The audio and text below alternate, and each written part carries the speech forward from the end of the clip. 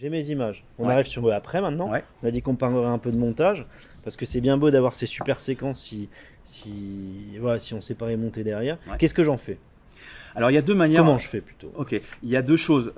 Aujourd'hui, il y a tout un tas d'applications de montage qui existent sur les smartphones, alors qu'on peut aussi, qui sont les mêmes que sur une tablette. Hein, la tablette, c'est le smartphone en grand, c'est un peu plus facile à utiliser. Moi j'avais parlé de iMovie à l'époque quand j'ai présenté les très apps. bien. iMovie, c'est gratuit en plus sur un iPhone, hein, donc autant le prendre. Mais je pense que sur un Android, on peut. Je sais pas si on peut utiliser iMovie sur Android, je pense pas, non? Je crois pas. Non. Mais iMovie, c'est très bien parce que iMovie, pour ceux qui sont habitués à l'univers d'Apple, alors pour le smartphone, c'est bien. Et ceux qui ont aussi en plus un Mac à la maison. Ils ont aussi iMovie, c'est la même chose, c'est gratuit en natif sur un ordinateur. Il passe de l'un à l'autre. Voilà, on peut passer de l'un à l'autre et puis c'est assez intuitif, c'est facile à utiliser. Okay. Il y a les petites banques de données, on fait des points de ce qu'on appelle des points de montage, points d'entrée, points de sortie de la séquence pour la retailler proprement là où on veut la mettre. Et puis la première chose dans notre cas concret, on va prendre notre média où on a fait l'interview, on le coupe proprement à l'entrée et à la sortie, et après on va chercher notre image d'illustration qu'on va mettre dessus, tout simplement. D'accord. Tout simplement. Et après, on peut mettre une petite musique d'illustration s'il veut. Ça se mixe automatiquement. Voilà. Et c'est assez simple à utiliser. Il faut, voilà. De toute façon, il faut tester, il faut mettre les mains dedans. Voilà. C'est ce qu'on... Dans les applications, après, il y a d'autres applications pour ceux qui ont des Android. Alors, de mémoire, il y a des petites applications qui sont très simples, qui font des vidéoclips, genre les applications de GoPro. Il y a KineMaster. Il y a tout un tas de...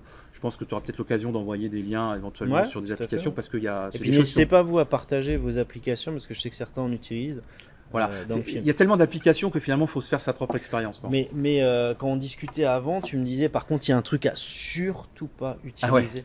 Parce que en fait c'est là que tu te dis que le montage c'est compliqué. Voilà. Alors donc il y a les applications quand on veut travailler sur smartphone, ça c'est bien quand on est sur le terrain et qu'on veut aller vite et qu'on veut publier un truc dans l'instantanéité. Ouais. Après. Le mieux quand même, c'est de télécharger ces images sur un ordinateur et de faire du montage en bureau avec un ordinateur, un portable, parce que là, on va travailler avec d'autres applications. Alors sur un PC, sur un Mac, iMovie, très bien. Et sur un PC, alors oui, ne pas utiliser Windows Movie Maker parce que ça, c'est à vous on dégoûter. On a tous essayé. Hein, voilà, c'est à se dégoûter du montage. C'est complètement irrationnel et incohérent. On a tous essayé parce que c'est la plateforme gratuite sur les PC. Par contre, moi, ce que je conseillerais, c'est d'acheter une petite application qui s'appelle Premier Élément. Alors, pas Premiere Pro, mais Premier Élément, j'insiste. On l'achète, on peut l'utiliser sur 2 ou 3 postes en plus simultanément, une fois pour toutes. C'est une application ou un logiciel? Un logiciel, pardon, oui. Alors, on dit application, mais c'est un logiciel de bureau. C'est un logiciel qu'on achète une fois pour toutes, qui coûte 80 € hors taxe une fois pour toutes.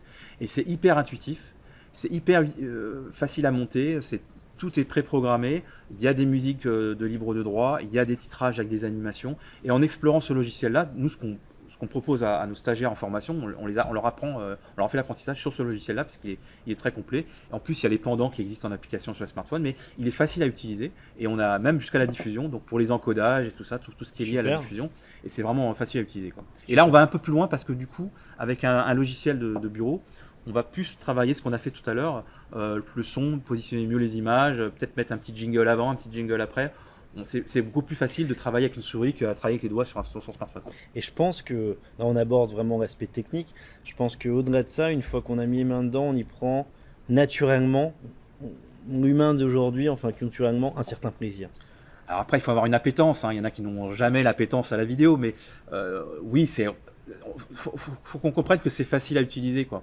Et qu'il faut expérimenter, il faut y aller, voir se former, c'est possible, mais en fait, le fait de pratiquer, on se rend compte que les outils aujourd'hui sont très adaptés à ces usages. Donc, on a toujours une satisfaction après d'avoir un produit vidéo et ça fait toujours encore un effet waouh.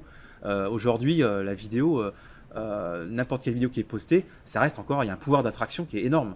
Voilà, et je pense que le pouvoir d'attraction, il est aussi valable pour celui qui produit le contenu. Bien sûr. Donc, on a rapidement du résultat, quoi. Super.